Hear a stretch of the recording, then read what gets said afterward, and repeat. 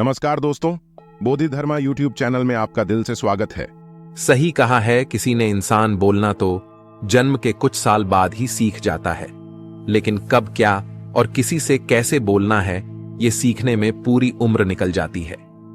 इस कहानी को जरा ध्यान से सुनिएगा, क्योंकि ये कहानी आपकी जिंदगी बदलने वाली है। दोस्तों, ऐसे काफी गुप्त राज होते हैं जो हम दूसरों के कानों में पड़ने नहीं देना चाहते, और अक्सर परिवार में अशांति का कारण हम स्वयं ही होते हैं। हम इस बात को देख पाए या भले ना देख पाए, पर यही असली सच है, क्योंकि जाने अनजाने में मूर्खतावश हम खुद ही अपनी वह बातें दूसरों को बता देते हैं जो हमें कभी नहीं बतानी चाहिए, और वही बातें जो जाने अनजाने में हमने किसी दूसरे के सामने बता दी थी, वही हमारे दुख का कारण बन जाता है, वही हमारे झगड़े का कारण बन जाता है, और फिर हम पछतावे के अलावा कुछ नहीं कर पाते।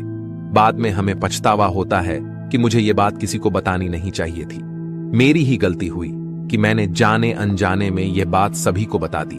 इसीलिए आज की इस बौद्ध कहानी में आपको जो बातें हम बताने वाले हैं, उसे सुनने के बाद आपको वह 7 ऐसी बातें पता चलेगी जो आपको कभी किसी को नहीं बतानी चाहिए। और तो और, ये जो 7 बातें हैं, ये आपको अपने पास क्यों रखनी है, इसका कारण भी हम आपको समझाएंगे। इन 7 बातों के अलावा अगर आपको लगता है कि कोई बात ऐसी है जो मुझसे छूट गई है, तो कमेंट सेक्शन में जरूर बताना। इससे पहले कि आप इस बौद्ध कहानी में खो जाएं, इस चैनल को सब्सक्राइब जरूर कर लें। तो चलिए कहानी शुरू करते हैं। एक समय की बात है, एक नगर में रामू नाम का एक युवक रहता था। वह युवक बहुत गरीब था, उसके पास कुछ पैसा नहीं था, उसके पास 2 वक्त की दाल रोटी भी बड़ी मुश्किल से उसे नसीब होती थी। किसी काम की तलाश में दिन रात खोज करने पर भी उसे कोई काम नहीं मिल रहा था। फिर एक दिन उसने अपनी पत्नी के सामने अपनी सारी समस्या बता दी। उसने अपनी पत्नी को कहा, मैं जिस जगह भी काम मांगने के लिए जाता हूं, तो हर कोई मुझे यह कहकर काम नहीं देता कि हमारे यहां काम की जरूरत नहीं है। मैं काम की तलाश कर करके थक चुका हूं। मुझे समझ नहीं आता कि मैं तुम लोगों का पेट कैसे भरूं, अपने बच्चों को कैसे पालूंगा, और यह चिंता मुझे दिन रात खाई जा रही है। यह सुनकर उसकी पत्नी ने कुछ सोचकर कहा, आप एक आदमी के पास सिर्फ एक बार ही काम मांगने के लिए जाते हो, और जब वह काम नहीं देता तो आप दोबारा उसके पास नहीं जाते। अगर आपको उनसे काम लेना है तो आपको हमदर्दी जतानी होगी, आपको उनसे हमदर्दी हासिल करनी होगी, अपनी गरीबी दिखानी होगी, ताकि वह लोग हमारी मजबूरी समझकर हमें काम पर रख ले। इसलिए शर्म मत करो, उन्हें अपनी मजबूरी बताओ, अपनी गरीबी बताओ, और इसी उपाय से आप काम पा सकते हो। यह बात रामू के मस्तिष्क में बैठ गई। अगले दिन काम मांगने के लिए वह उसी सेठ के पास पहुंचा जहां पर वह पिछले दिन काम मांगने के लिए गया था। लेकिन इस बार उसने हाथ जोड़कर उस सेठ से प्रार्थना की, उससे विनती की कि वह बहुत गरीब है और उसे काम की बहुत आवश्यकता है। वह जो कुछ भी उसे देंगे वह उसमें संतुष्ट हो जाएगा, पर कृपया करके मुझे अपने यहां काम पर रख ले। उसकी यह हालत देखकर उस सेठ ने उसे अपने यहां काम पर रख लिया। वह रोज वहां पर काम पर जाने लगा। अंदर ही अंदर वह खुश तो था कि उसे काम तो मिल गया, लेकिन उसे वेतन दूसरे लोगों से कम मिलता था। वही काम जो दूसरे लोग कर रहे थे, उन्हें ज्यादा वेतन मिल रहा था और उसे कम वेतन मिल रहा था। जब इस बारे में उसने अपने सेठ से कहा, तो सेठ ने कहा कि देखो भाई, तुम्हें काम की जरूरत थी, मैंने तुम्हें काम दिया, मेरा धन्यवाद करने की बजाय तुम मुझसे शिकायत कर रहे हो। यह कैसी एहसान फरामोशी है। यह सुनकर रामू वहीं पर चुप हो गया। बात कहीं ना कहीं सत्य थी। सच थी कि सेठ ने तो उसे उसकी मजबूरी के हिसाब से ही काम दिया था, और इसीलिए वह उसे अपने अनुसार ही वेतन देता था। लेकिन धीरे धीरे उसने यह बात अपने सगे संबंधियों और अपने दोस्तों को भी बताना शुरू कर दी कि उसका सेठ कैसा आदमी है और उसे कितना वेतन देता है।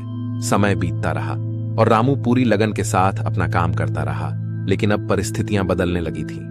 सेठ अब रामू से दूसरे लोगों से ज्यादा काम लेता था और उनसे कम वेतन उसे देता था।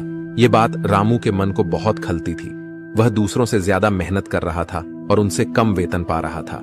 इससे उसके आत्मसम्मान को बहुत गहरी चोट पहुंची। अब धीरे धीरे उसका मन अपने काम से हटने लगा। उसका मन काम में लगता ही नहीं था। जाहिर सी बात है कि ऐसी जगह किसका मन लगेगा जहां आदमी को अपने आत्मसम्मान के साथ समझौता करना पड़े। इसीलिए जल्द ही उसने अपना काम छोड़ दिया और वह घर पर आकर खाली बैठ गया।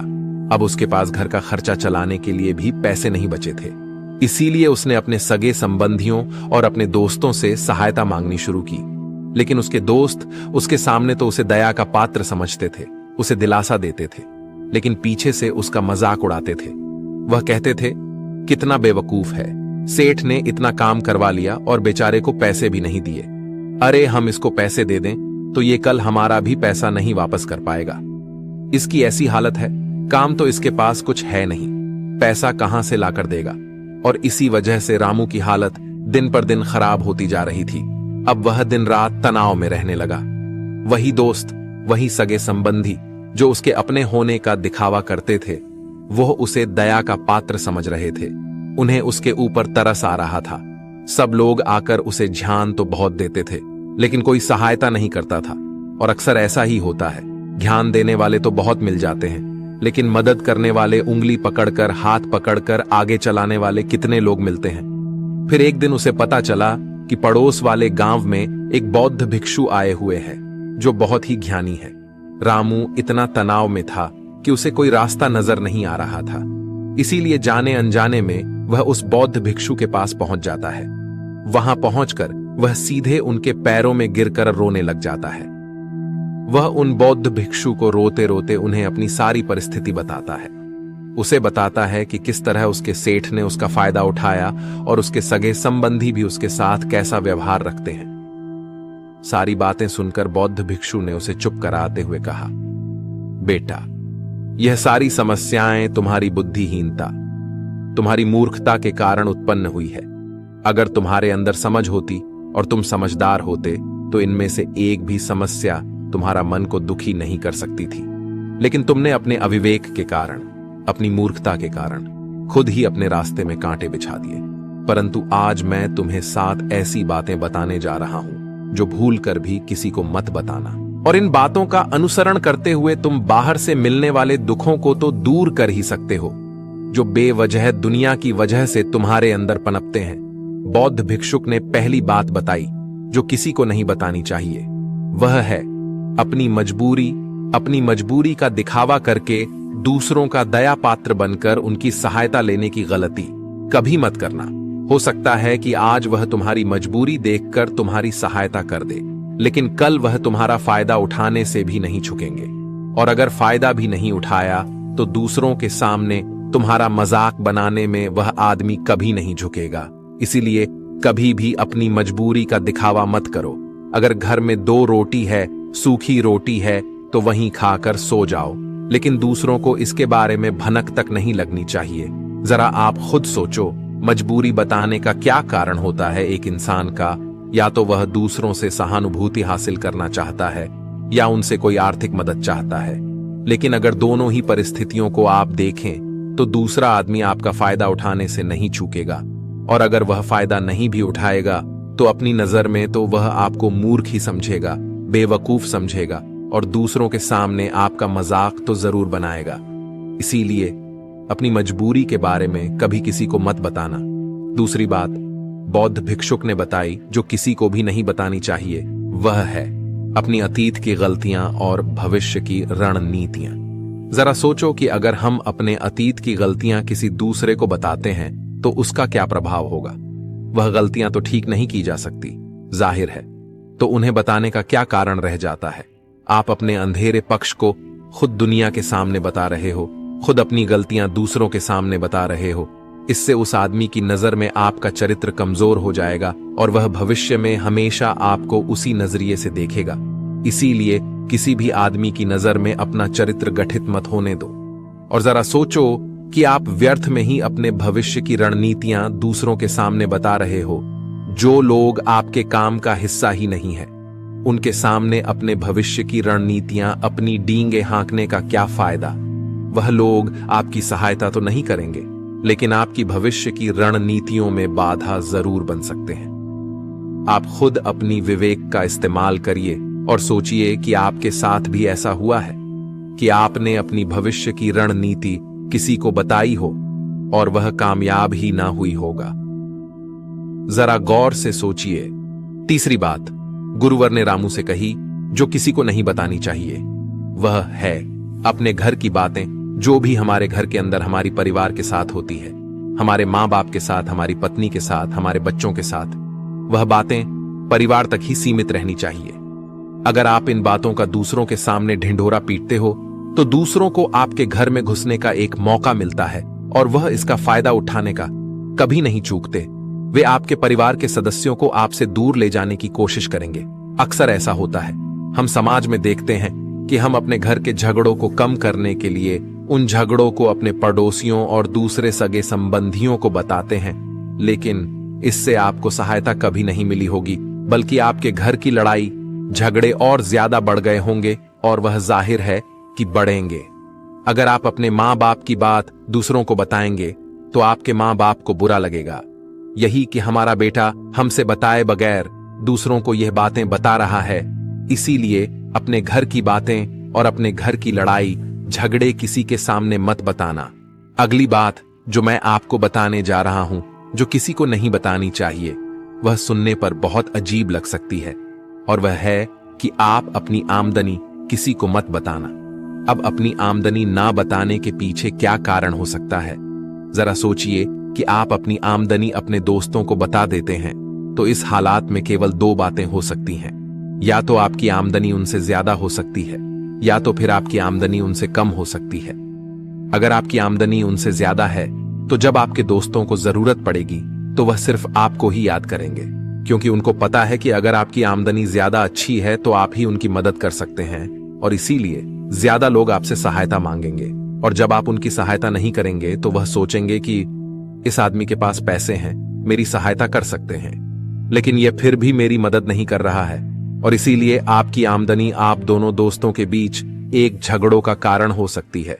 और इसी जगह आपकी कम आमदनी होगी तो लोग मजाक उड़ाएंगे, वह आपको कमजोर भी समझ सकते हैं, और ऐसी हालत में बहुत कम लोग मिलते हैं जो आपके पीठ पीछे आपका मजाक ना बनाए, और ज्यादा होगी तो सहायता मांगेंगे, तो अपनी आमदनी बताने में दोनों हालातों में आपको ही परेशानी होगी। इसीलिए अपनी आमदनी बताने की कोई जरूरत नहीं है। अगली बात जो मैं आपको बताने वाला हूं, उसे अपनी गांठ बांध लेना और किसी को यह बात मत बताना।